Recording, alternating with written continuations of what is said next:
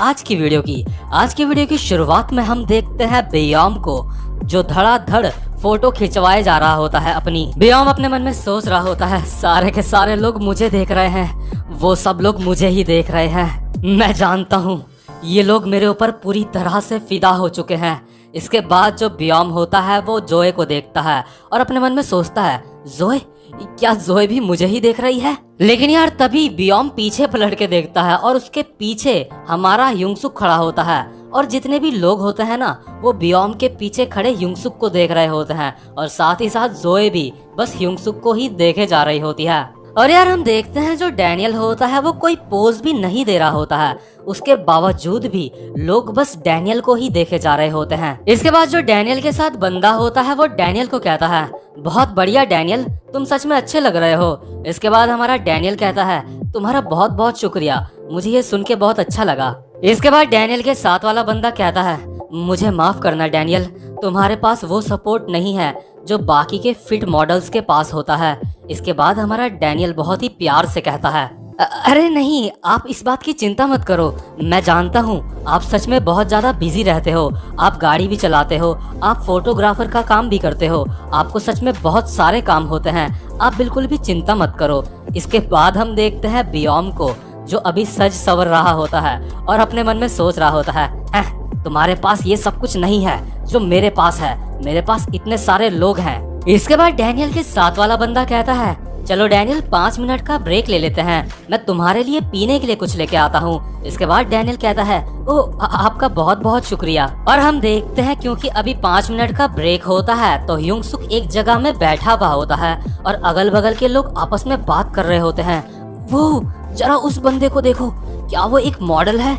क्या हमें उससे जाके बात करनी चाहिए? लेकिन तभी हम अचानक से देखते हैं जो ओ क्लोथिंग कंपनी का मालिक होता है वो डैनियल के पास आता है और कहता है, डैनियल, मैं सच में बहुत ज्यादा निराश हूँ, मुझे लगा था कि तुम मुझे कॉल करोगे बिजनेस के लिए। क्या 1 घंटे में $100 तुम्हारे लिए काफी नहीं थे?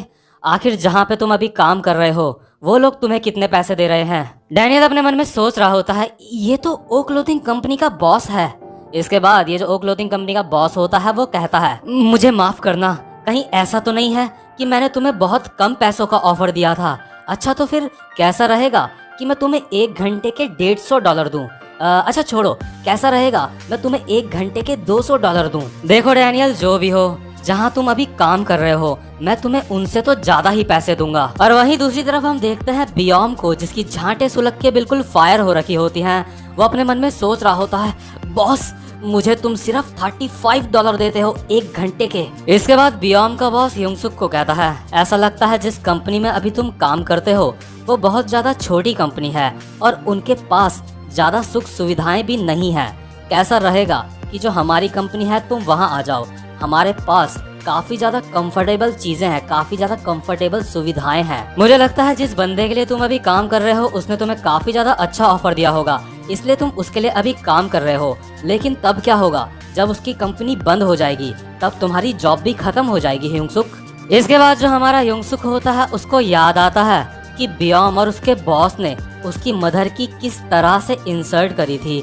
और हम देखते हैं पीछे से जो युंगसुक के साथ वाला बंदा होता है कंपनी वाला, वो भी आ जाता है और वो अपने मन में सोच रहा होता है, ये तो ओ क्लोथिंग का बॉस है।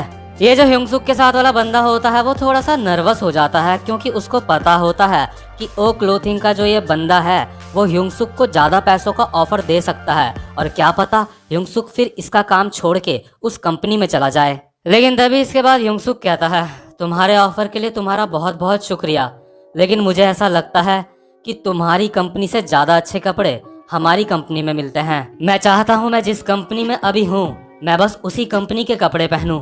इसके बाद जो बियोम का बॉस होता है वो जाते हुए कहता है, सच में? तो ठीक है फिर, लेकिन कल के दिन जब तुम्हारी ये कंपनी बंद हो जाएगी तो उस समय तुम मुझे कॉल जरूर करना। और अपने मन में ये सोच रहा होता है, ये साला। और यार डैनियल के मुंह से ये बातें सुन के ना, डैनियल का जो बॉस होता है वो मन ही मन में बहुत ज्यादा खुश होता है, उसको सच में बहुत ज्यादा शांति मिल रही होती है अंदर से। इसके बाद वो डैनियल को कहता है, ये लो डैनियल, तुम ड्रिंक पी लो। इसके बाद डैनियल कहता है, ओह तुम्हारा बहुत बहुत शुक्रिया। और वहीं दूसरी तरफ हम देखते हैं बियोम और जोए को, जो अभी अपनी मॉडलिंग कर रहे होते हैं, फोटो शूट करवा रहे होते हैं। लेकिन जो हमारा बियोम होता है वो अपने मन में सोच रहा होता है युंगसुक को देख के, ये साला सबके सामने बहुत ज्यादा स्टाइल दिखा रहा है। लेकिन यार गौर करने वाली बात तो ये है, जो हमारा युंगसुक होता है वो बस खड़ा होता है। उसने अब तक ऐसा कोई भी काम नहीं करा होता है जिससे कोई ये कह सके कि ये स्टाइल दिखा रहा है। अब कोई मतलब खड़ा खड़ा ही स्टाइलिश लग रहा है तो इसमें उस बंदे की तो कोई गलती नहीं होती। हम देखते हैं जो युंगसुक होता है वो बियोम की तरफ देख रहा होता है और अपने मन में सोच रहा होता है, आखिर मैं किस तरह का पोज दूं। मुझे इन लोगों को देख के सीखना होगा, जैसे ये पोज दे रहे हैं मैं भी बिल्कुल वैसे ही पोज दे दूंगा। और बियोम अपने मन में सोच रहा होता है, आखिर ये साला मेरी तरफ क्यों देख रहा है। ये साला जोए के साथ भी फ्लर्ट कर रहा है। और जो जोए होती है ना, वो लगातार युंगसुक को देख रही होती है और अपने मन में सोच रही होती है, वो डैनियल वो मेरी तरफ देख रहा है। इसके बाद जो बियोम होता है वो गुस्से में अपने मन में कहता है, मुझे इन सबको दिखाना पड़ेगा अपनी पावर। और इसके बाद जो बियोम होता है वो तरह तरह के बहुत सारे पोज देने लगता है। और उन सारे पोजेस को देख के डैनियल अपने मन में सोच रहा होता है, क्या सच में मुझे भी इसी तरह से पोज करना पड़ेगा। ये सच में बहुत ज्यादा अजीब है। और तभी जो हमारा युंगसुक होता है वो सारे पोजेस देख के वैसा ही एक पोज बनाता है। और इसके बाद जितने भी लोग वहाँ पे खड़े होते हैं ना, सबके सब बहुत ज्यादा हैरान हो जाते हैं। उन सबको ऐसा लग रहा होता है जैसे उनका दिमाग ब्लास्ट हो चुका है। उनको इतना पसंद आता है युंगसुक का ये पोज।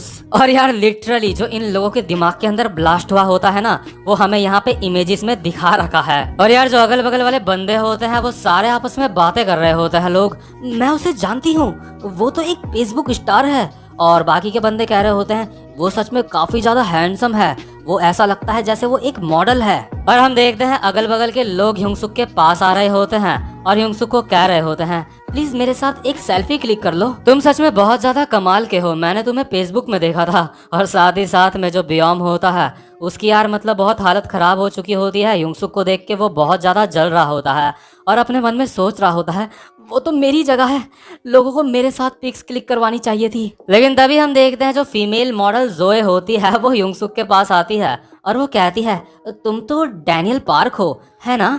हो सकता है कि तुम मुझे नहीं जानते हो, लेकिन हम फेसबुक में फ्रेंड्स हैं। मैंने तुम्हें फेसबुक में फॉलो करा है। वो दरअसल मैं भी फेसबुक चलाती हूँ, मेरे फेसबुक में 2 लाख फॉलोअर्स हैं। वो मैं सोच रही थी क्या हम लोग फ्रेंड बन सकते हैं। और बियोम और उसका बॉस अपने मन में सोच रहे होते हैं, जोए आखिर तुम उधर क्या कर रही हो उसके साथ। और यार जो जोए होती है ना, वो युंगसुक का हाथ पकड़ लेती है जैसे कोई गर्लफ्रेंड पकड़ती है ना, और लोग आपस में बातें कर रहे होते हैं। वो वहां पर देखो, वो कितने कमाल के कपल्स लग रहे हैं, वो सच में बहुत ज्यादा कमाल के लग रहे हैं। वो दोनों फेसबुक स्टार्स हैं। आखिर ये दोनों किस मॉल के लिए मॉडलिंग कर रहे हैं। और जो यार अगल बगल के लोग होते हैं ना, फटाफट से मतलब धड़ाधड़ फोटो खींचे जा रहे होते हैं इनकी लोग। और जो युंगसुक के साथ वाला बंदा होता है वो भी युंगसुक और जोए की फोटो खींच लेता है। इसके बाद वो कहता है, मिस जोए आपका बहुत बहुत शुक्रिया मेरी हेल्प करने के लिए फ्री में। लेकिन आप तो यहाँ पे किसी और के लिए शूटिंग करने के लिए आ रखे थे, है ना? तो जो जोए होती है वो कहती है, मैं एक फ्रीलांसर मॉडल हूँ और आज का मैंने जितना भी काम था उन लोगों के साथ वो सारा का सारा खत्म कर लिया है, तो इसलिए अब मैं जो चाहे वो कर सकती हूँ। इसके बाद जोए डैनियल को कहती है, देखो हमारी शर्ट बिल्कुल मैचिंग है, इन शर्ट्स के साथ हम सच में एक कपल जैसे लग रहे हैं, है ना डैनियल? डैनियल कहता है, हाँ तुम्हारा शुक्रिया। और जो बियोम के बॉस की टीम के बंदे होते हैं वो बियोम के बॉस को कह रहे होते हैं, बॉस जब आप डैनियल के साथ शूटिंग करोगे ना तो उस वक्त हमें भी बुलाना, हम आपकी उस समय हेल्प करेंगे डैनियल के साथ शूटिंग करवाने में। और बियोम का बॉस और बियोम अपने मन में उदास मन से सोच रहे होते हैं। बियोम का बॉस सोच रहा होता है, मैं जोए को एक दिन के $300 देता हूँ लेकिन वो फिर भी डैनियल के साथ है। और जो बियोम होता है वो अपने मन में सोच रहा होता है, जोए। तो जो डैनियल का साथ वाला बंदा होता है वो जोए को फोटो खिंचवाने के लिए थैंक्स कह रहा होता है। तो इसके बाद जो जोए होती है वो उस बंदे को कहती है, अरे कैसा रहेगा, थैंक्स की जगह तुम डैनियल और मुझे साथ में किसी रेस्टोरेंट में खाना खिलाओ।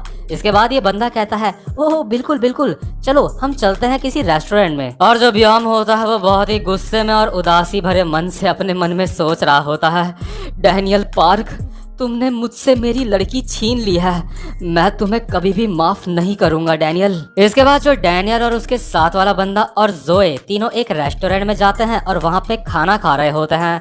इसके बाद डैनियल के साथ वाला बंदा डैनियल को कहता है, आज के लिए तुम्हारा बहुत बहुत शुक्रिया डैनियल, अब तुम बस खाने को एंजॉय करो। और यार यहाँ पे खाने में ना अभी क्रैब सूप होता है।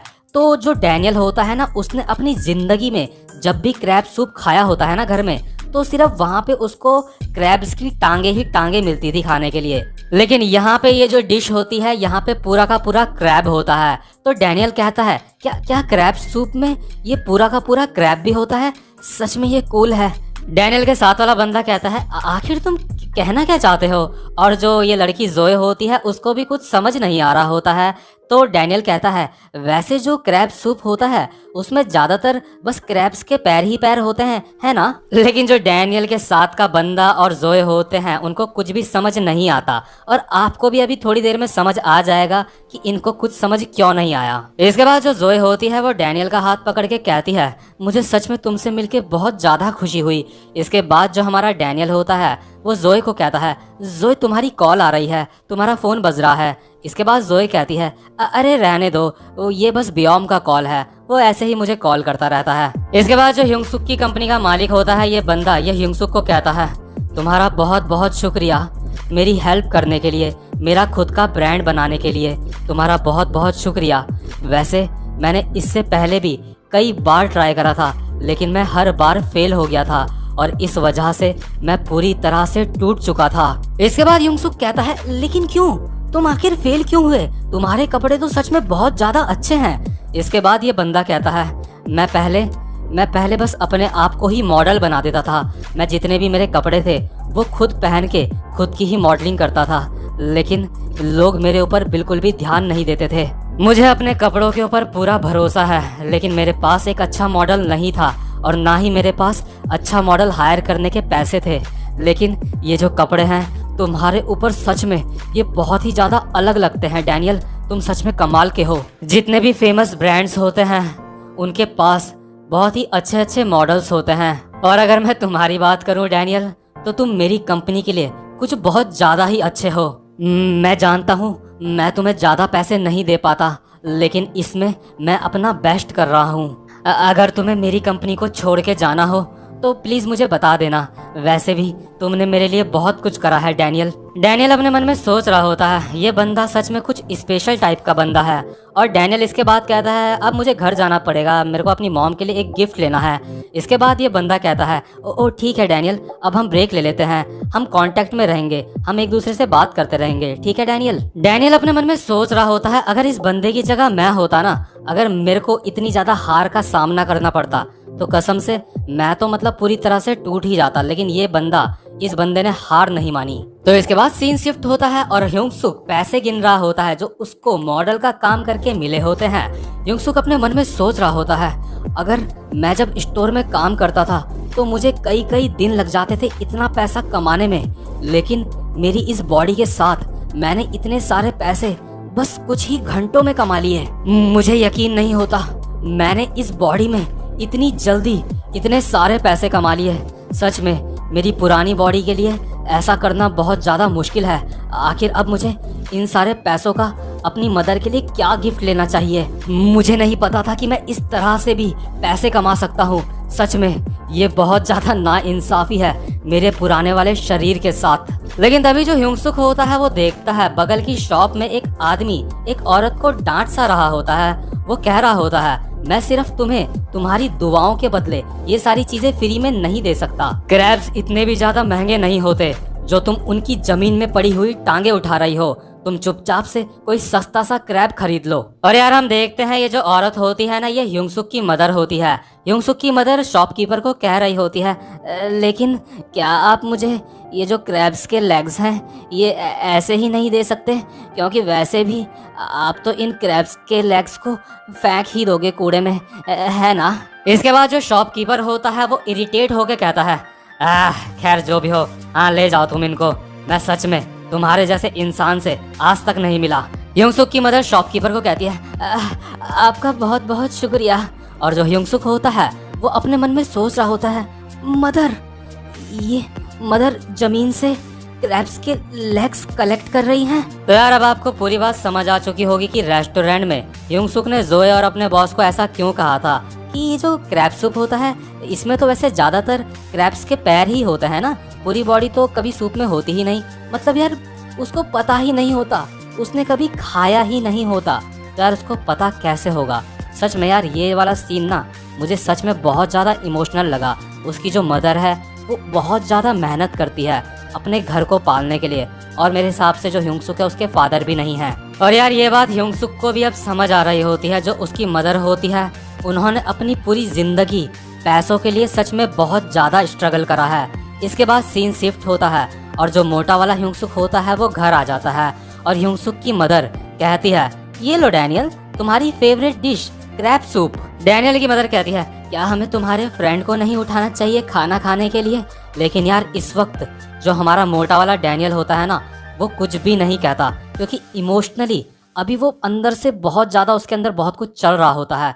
वो अपने मन में सोच रहा होता है इस क्रैब सूप में सिर्फ लेग्स ही हैं। और डैनियल ने अपनी मदर को शॉप की ज़मीन में पड़े हुए क्रैब्स के लेग्स उठाते हुए देखा था। इसके बाद जो हमारा ह्योंग-सुक होता है यानी कि डैनियल होता है वो अपनी मदर को कुछ पैसे देता है। इसके बाद उसकी मदर कहती है, ओह तुम अब अपनी मदर को पैसे दे रहे हो, लगता है तुम काफ़ी ज़्यादा बड़े हो चुके हो डैनियल। लेकिन मुझे पैसों की ज़रूरत नहीं है, तुम इन पैसों को अपने पास रखो डैनियल। और यार पैसों की ज़रूरत होने के बावजूद भी ना उसकी मदर मना कर देती है पैसे लेने से। इसके बाद ह्योंग-सुक को याद आता है कि यार उसने पहले अपनी मदर के साथ कितना बुरा बिहेव करा होता है। वो पहले मतलब ना अपनी मदर की बिल्कुल भी फीलिंग नहीं समझता होता, उसको बिल्कुल भी नहीं पता होता कि उसकी मदर कितना ज़्यादा स्ट्रगल करती है उसको स्कूल पढ़ाने के लिए, उसको खाना खिलाने के लिए। लेकिन अब ह्योंग-सुक को ये सारी की सारी बातें बहुत ही अच्छे से समझ आ रही होती हैं। इसके बाद जो ह्योंग-सुक होता है वो ये क्रैब सूप टेस्ट करता है और कहता है, मदर ये सच में बहुत अच्छा हो रहा है। इसके बाद उसकी मदर कहती है, हाँ वो तो अच्छा होगा ही बेटा, आखिर वो बनाया किसने है ना। और यार अब तक जितना भी ह्योंग-सुक की मदर ने उसके लिए करा होता है ना उसे सब कुछ समझ आ चुका होता है। तो जो ह्योंग-सुक होता है वो क्रैब सूप पीते पीते कहता है, मदर सच में ये बहुत ज़्यादा अच्छा है। और ह्योंग-सुक की मदर कहती है, लेकिन डैनियल बेटा तुम रो क्यों रहे हो, बेटा तुम रो क्यों रहे हो डैनियल, आखिर बात क्या है डैनियल। और यार अब जाके जो हमारा डैनियल होता है ना वो थोड़ा सा सीरियस होता है। वो अपने मन में सोचता है, मैं अब इस तरीके से नहीं जी सकता, मुझे बहुत सारे पैसे कमाने पड़ेंगे अपनी मदर के लिए। मैं अपनी इस हैंडसम वाली बॉडी की जो पोटेंशियल है, जो ये कर सकती है, उसको पूरी तरह से बर्बाद कर रहा हूँ। लेकिन अब मैं सच में इस बॉडी की मदद से असली के पैसे कमाऊंगा। मैं अब कुछ भी करूंगा पैसे कमाने के लिए। और इसके बाद पीछे से ह्योंग-सुक की वॉइस ओवर आ रही होती है, और उस दिन मैंने अपनी लाइफ में एक डिसीजन लिया और इस डिसीजन का पछतावा मुझे अपनी पूरी जिंदगी भर रहेगा। मतलब कि यार यहाँ से ना अब आगे असली गेम शुरू होने वाला है। अब लोकेशन बहुत ज्यादा इंटरेस्टिंग होने वाला है। ह्योंग-सुक ने अपनी वॉइस ओवर में अभी ये कहा कि मुझे इस बात का बहुत ज्यादा अफसोस रहेगा पूरी जिंदगी भर, मतलब आगे जरूर कुछ ना कुछ तो खतरनाक हुआ ही है। तो भाई लोग आज का एपिसोड यहीं पे खत्म होता है। उम्मीद करता हूँ कि आप सबको ये पसंद आया होगा।